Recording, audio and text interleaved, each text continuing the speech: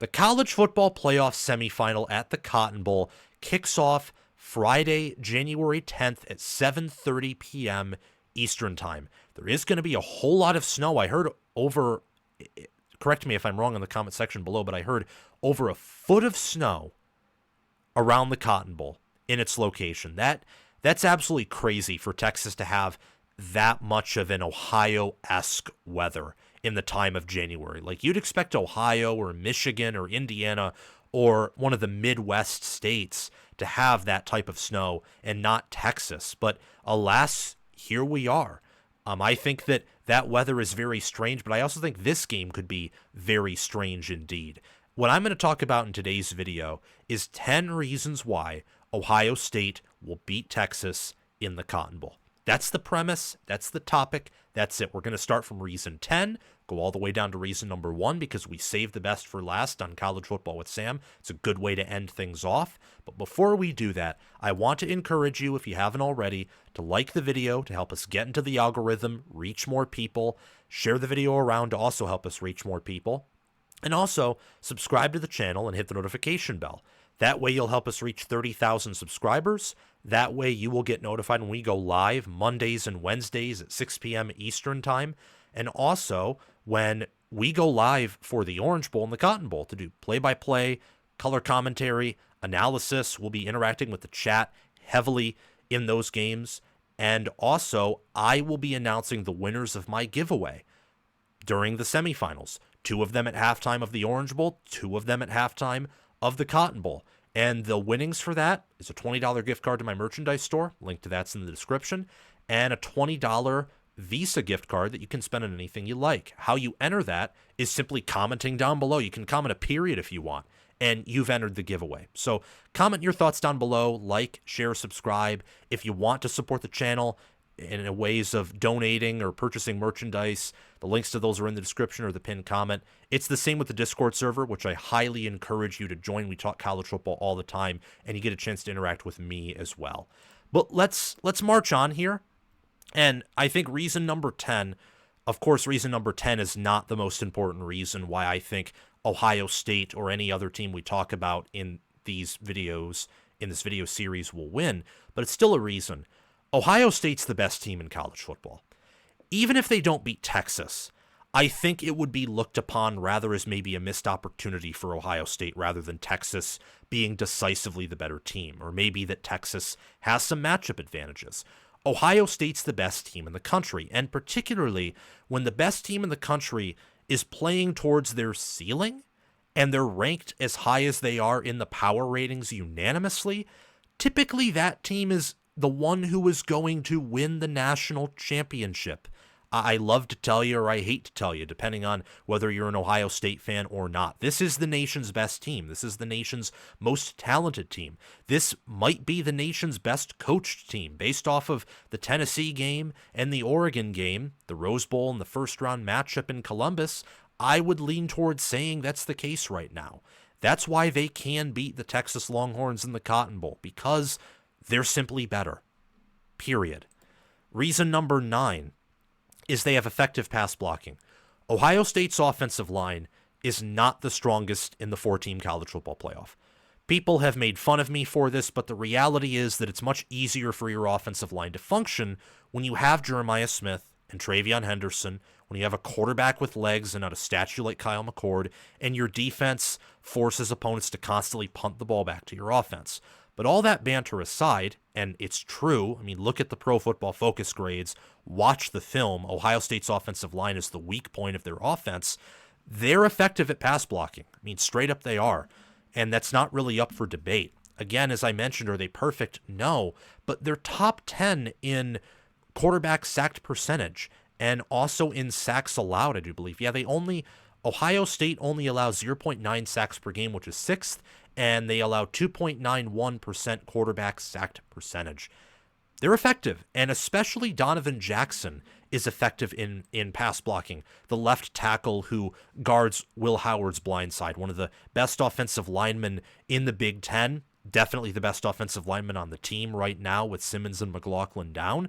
Their effective pass blocking may give Howard just enough time to make those good throws and also at times as well. They're effective in the pass blocking mostly, but at times you see them productive in the ground attack. If they're effective there, they can allow maybe Henderson or Judkins to just get one burst type of run, and I think that's all Ohio State needs on the ground with how good they are in the passing game, and we'll talk about that in this video. But that's reason number 9 why I think Ohio State can beat Texas. Reason number 8 is they have an overall depth advantage. This isn't higher on the list because Ohio State's so good that we have so many different positions to talk about, but it's an important one. They're deeper at more positions than Texas is deeper than Ohio State at. They're one of the most experienced teams in the country with a plethora of seniors, and they have the number 1 blue chip ratio in all of college football. Plus, Ohio State recently has been rotating more players on defense, and their offensive line, which was worse in the regular season, I think in part due to the inexperience, and they had to just send guys forward because of the injuries. They've had some time to gel now. So the team is experienced, they're very athletic, they're physical, and I think that with an overall depth advantage, that can be the difference in a close game, or it can be the reason why maybe Ohio State has their 3rd straight dominant win in the playoffs. Reason number 7 are Ohio State's running backs, especially TreVeyon Henderson, but also Quinshon Judkins. They are the number 1 running back duo in college football in my mind.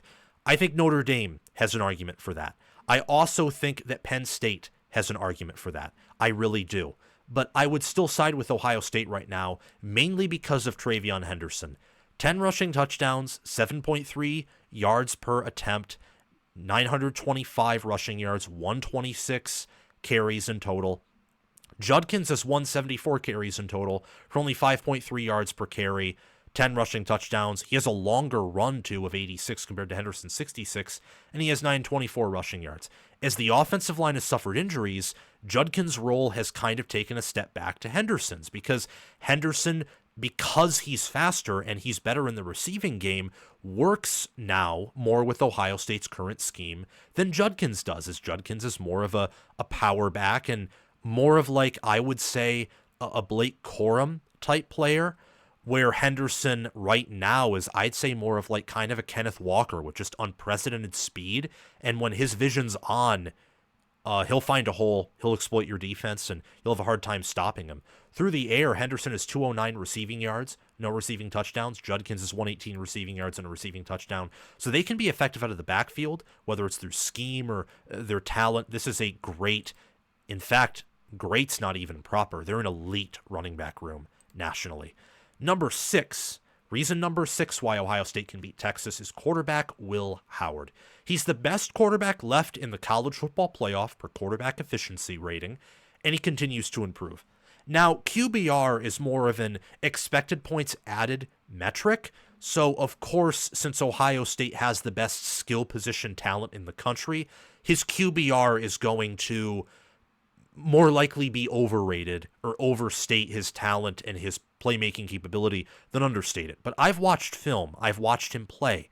He's improving throughout the year. He has a 175.8 passer rating. He's only been sacked 10 times, in large part because he's elusive in the pocket. He's aware and he escapes pressure. And he has 3,490 passing yards, completes 72.6% of his throws, and averages 9.5 yards per pass attempt. When you look at him on the ground, he has 165 rushing yards and 7 rushing touchdowns. He isn't as mobile as I thought he would be at OSU, and he hasn't used his legs as much in terms of running, but he's used his legs a lot in terms of scrambling around the pocket. I'll never forget when he completely, dodged and juked out Abdul Carter to convert that 4th and 1 for Penn State or for against Penn State. I'll never forget that. That was the epitome of how aware he is and how confident he is, and he's a good QB, and he makes accurate throws, and he can improvise. So he's reason number 6 why I think the Ohio State Buckeyes can beat the Texas Longhorns. Reason number 5 is Ohio State's defensive line has a very, very high ceiling. When you look at Ty Hamilton, Tyleik Williams, JT Tuimoloau, and Jack Sawyer, and when they're on and they're playing their best ball, they are elite, straight up. Ohio State this season is first in sack percentage with an 11.24 sack percentage. They average 3.4 sacks per game, which is 3rd. JT Tuimoloau has 10 sacks. I actually think Sawyer's better than Tuimoloau. He has 8 sacks, 5 passes defended, a pick, 2 forced fumbles. Tuimoloau has 3 passes defended and 2 forced fumbles. When you look at Ty Hamilton, he has a forced fumble, 3 sacks, 47 total tackles. And Tyleik Williams, he has 2.5 sacks, 38 total tackles. And I think that this is a Buckeye defensive line that has a whole lot of talent, a lot of future NFL players. They're deep too with Caden Curry, who has 2.5 sacks. Mitchell Melton, who entered the transfer portal, has 2 sacks. So they have depth there. After they lose all of their starters on the D-line this year, they'll have a good defensive line again next season. And Texas, in part because Ewers is not as mobile as Howard, has at times had trouble defending the passer. So I'm curious to see if this Ohio State defensive line can get pressure on Quinn Ewers and make him a little bit uncomfortable. Wouldn't be shocked at all if indeed that happens, which is why they're reason number 5 on this list. And they've been playing well in the playoffs too. Reason number 4 is Ohio State's elite linebacker group, which mainly is Cody Simon, who I think has been a beast this season. But you also got to include Sonny Styles, Arvell Reese, other players in that room who are effective. Cody Simon has had the season of his life, definitely increased his NFL draft stock. He has 97 total tackles, leads the team there, 7 sacks, third on the team there. He has 7 passes defended, which is second on the team, and he also has a forced fumble and a fumble recovery. I don't think he's the most talented player on the defense. I would leave that to Ransom or Downs, maybe Sawyer, but he might be the most effective, honestly, with how he's just all over the field. They use him in kind of this QB spy way, also bring him on blitzes sometimes, and he's just really good, one of the best linebackers in all of the Big Ten. And I think him and Styles and the players that will rotate in for them are going to do a pretty good job of making sure they keep Texas honest in the ground game, honest in the passing game as well, in both coverage and also pass rush, or maybe spying, maybe if Texas brings out Arch Manning, or maybe Quinn Ewers decides to take off since his ankle's healthy.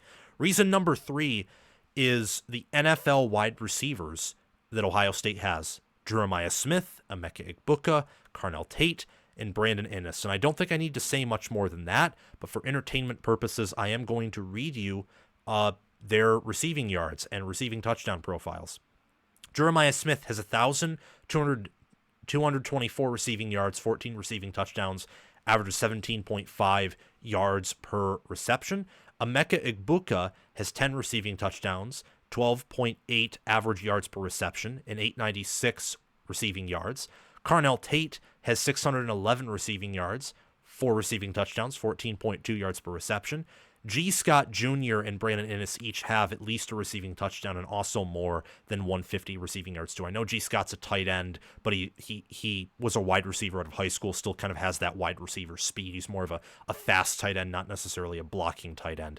This group is going to test a Texas secondary that's really good, that's actually better than Ohio State's in terms of yards allowed per catch and yards allowed per attempt. But this is going to be the best passing offense, mainly because of these receivers that Texas has played all season long. Speaking of which, Jeremiah Smith is reason number 2 why Ohio State can win this game. He's the best wide receiver in all of college football, and the staff has done a better job of targeting him and utilizing him in the college football playoffs. They just have. Against Oregon, 7 receptions, 187 yards, 26.7 yards per reception. That was a season high of his in terms of yards per reception on the year, with 2 receiving touchdowns. Against Tennessee, he also had 2 receiving touchdowns. The only other time he had 2 receiving touchdowns, by the way, was against Akron, guys. And he had 103 receiving yards, 17.2 yards per reception, and 6 receptions in total. He's an alien. 6'3", 215 as a freshman. He may grow another inch or so. His hands might get bigger, and he'll probably gain more muscle because that's how young of a player he is. He's just incredible. So he's a big reason why Ohio State can win this football game. When you look at reason number 1, I think Ohio State's safeties are honestly the biggest reason why they can win any game, or they've won all the games they have. Because Lathan Ransom's hard hitting, he's excellent in coverage. Caleb Downs is basically allowed to do, in many ways, whatever he wants. can line up as a linebacker. He can line up as a safety. He can even line up as a corner. He's a special player for them because he's just that good and that talented.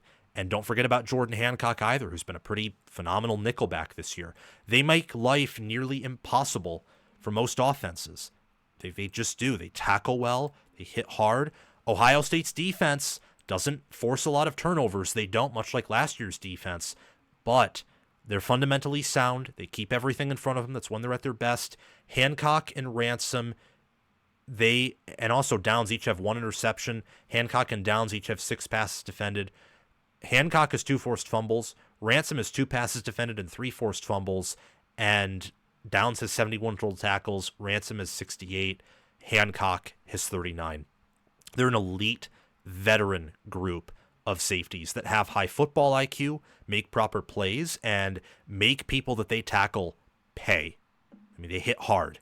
And I think they're the embodiment of the silver bullets, the safety room, easily. So that is reasons number 10 through 1 why I think Ohio State can win this game. Again, those are the fact that they're the nation's best team. Their pass blocking is effective.